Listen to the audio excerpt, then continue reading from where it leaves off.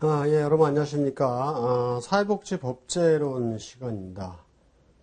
사회복지법제론, 사회복지를 시행하는 데 있어서는 가장 근본이 되는 부분이죠. 법을 만들고 그 법에 의해서 정책을 만들고 행정을 만들고 또 실천을 만들고 실천 기술을 하고 이런 관계가 이루어지죠. 그래서 이제 이번 시간부터 사회복지법에 이루어지는 분야, 각 현장과 어떻게 연결되는지 의미들을 알아보는 시간을 갖도록 하겠습니다. 오늘 첫 번째 시간으로는요, 우리가 이제 챕터 1에 법의 기초 이론, 과연 이제 법이란 무엇인지 이런 부분부터 보도록 하겠습니다. 자, 법이란 그 법의 개념이 나와 있죠. 이제 법을 뭐라 이렇게 한마디로 정의 내리기는 어렵다고 보고 있고, 근데 일반적으로 우리가 법을 보면 첫 번째가 이제 질서유지죠. 또 사회생활에 일반적인 이제 질서를 유지하기 위한 거고, 그리고 이제 여러 사람들 간의 배분 및 협력의 관계를 규율하기 위해서 어떤 이제 규범이 있겠죠. 규범의 체계고, 그 다음에 이제 이런 효력을 확보하기 위해서는 법은 강제성이 있죠. 당연히 지켜야 되는 부분이죠. 그래서 강제성이 있다.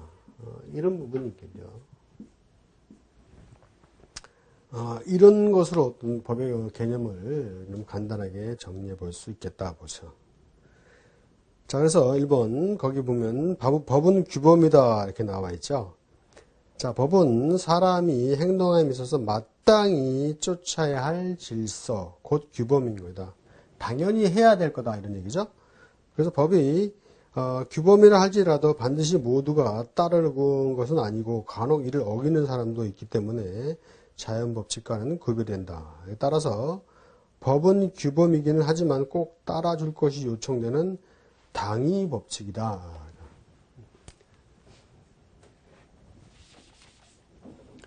법은 규범이자 뭐가 필요하다? 당위성이죠. 꼭 이행을 해야 되는 거죠.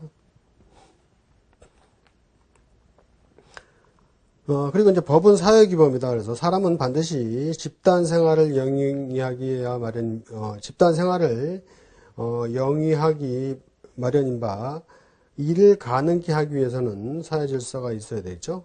그래서 사회 질서를 유지하기 위해서는 일정한 규범법이 필요하죠. 그래서 법은 또 사회 규범이다. 이렇게 보는 거고.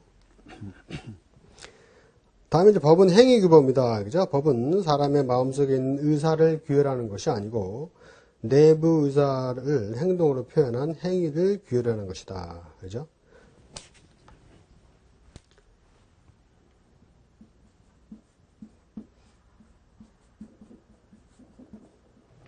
기본 행위죠. 그리고 또한 이제 법은 꼭 지켜야 되는 강제 규범이죠.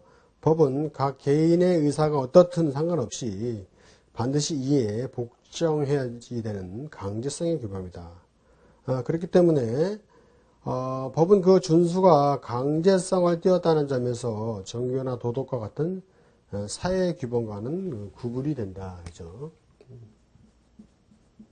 법은 강제 규범이 된다는 거죠. 이런 부분들이 하나의 이제 법의 개념적인 요소다 볼 수가 있겠죠. 다음 이제 보시면 이번에 이제 법과 관련된 도덕이나 종교, 간습과의 관계를 좀 나열을 했는데요. 첫 번째 이제 법과 도덕에서 보면 이제 유사성이 보면 일단은 법도 그렇고 도덕적인 측면도 그렇고 하나의 어떤 구속력을 가지고 있죠.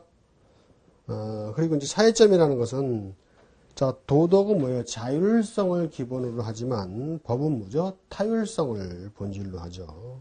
그래서 도덕은 이제 개인의 어떤 마음속의 의사를 규율하는 것이지만 법은 뭐예요? 바깥으로 나타난 어떤 그 행위 규범을 규율하는 거죠. 그런 부분이 좀 다른 요소고, 도덕의 중요성은 뭐 법이 아무리 강제성을 띤 사회 규범이다 할지라도 일단 완전성을 기대하기는 어렵죠. 그 법이 아무리 잘 만들어졌다 이렇게 해도 그 법 자체가 완전하다 이렇게 할 수는 없다는 얘기죠. 그래서 오히려 개개인의 양심이 명하는 이제 자율적인 도덕률에 호소함으로써 보다 완전성을 기대할 수 있다. 이런 얘기죠. 그렇기 때문에 법이 이제 완전성을 기하려면 이제 도덕과 융합이 잘 되어야 된다. 이거죠. 그리고 이제 법과 종교적인 측면에서 보면, 종교도 이제 법처럼 특수한 어떤 규범 의식을 갖고 있죠. 종교에서 어떤 그 마땅히 행해야 될, 지켜 행해야 될 그런 부분들이 있죠. 그런 게 이제 규범 의식으로 볼 수가 있겠죠. 근데 반면에 그 종교적인 부분은 이제 신앙성이고, 법은 사회 질서 유지를 위한 이제 강제성 있는 부분에 좀 차이가 있다고 볼 수 있겠고, 그리고 이제 종교는 편면성이지만 법은 뭐예요? 양면성이죠. 그래서 종교는 그 신에 대한 봉사 의무만 있지만 법은 뭐예요? 의무를 다함으로써 내가 뭘 가질 수 있죠? 권리가 있다는 거죠.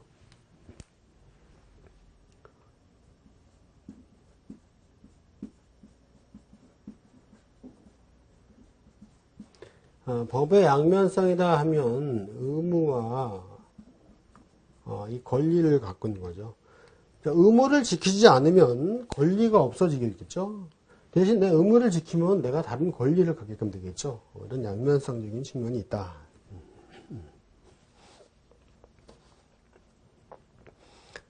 다음에 이제 관습적인 측면을 보면, 관습은 외형적 존재로서 법이라는 형태를 취하여 외면화, 타율화, 공권화되어 있다.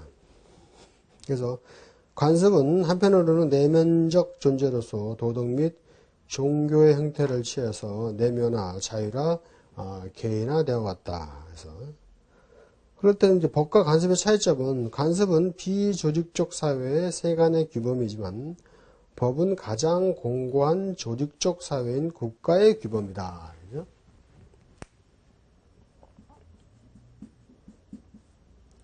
그래서 일반적으로 관습이다 하면 우리가 이제 관습법이라는 것도 있는데,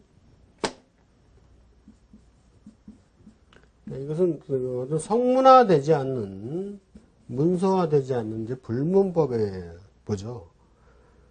그래서 이 관습은 비조직적 사회의 어떤 세간의 규범이기 때문에 법과 좀 다른 점이 있고, 관습을 위반할 때는 사회로부터 비난을 받는 데 그치지만 법은 국가의 권력에 의한 조직적 강제가 예정된다. 그렇죠? 일반적인 시행해온 관습적인 측면에 대해서 비난적인 요소만 존재를 하지만 법을 어기되면 이 의무와 권리가 없어지죠. 의무를 지키지 않게 되면 자체의 권리가 없어지게 되는 조직적인 강제가 예상되죠. 그래서 법과 관습과의 관계는 법의 연원의 하나에 속하는 관습법은 관습이 법규범으로 된 것이다. 그러니까 그동안 계속 진행자 왔던, 이해자 왔던 어떤 관습 이런 부분들이 법제화된 부분이고, 관습으로 인정되지 않는 사실로서의 관습도 일정한 요건 아래에서는 일반 법률 행위를 지배한다. 이렇게 보고 있는 거죠. 다음 제2절 법의 목적을 보시면, 법의 목적은 정의와 형평을 실현하고 확보하는 데 있다고 볼 수 있죠. 그래서 법의 목적에 대한 그 다양한 학자들의 이론이 나와 있습니다. 플라톤과 아리스토텔레스는 법의 목적은 정의를 원칙으로 하는 도덕적 생활, 루소, 자유와 평등 확보, 칸트, 도덕적인 개인 인격의 확보를 봉사하는 것이 법의 목적이다. 여러 가지. 그리고 이제 5번 같은 경우, 벤담 같은 경우는 이제 최대 다수의 최대 행복을 목적으로 한다. 이런 부분들이 학자들의 주장 부분이 되겠죠. 그 다음 법의 연원으로 가겠습니다.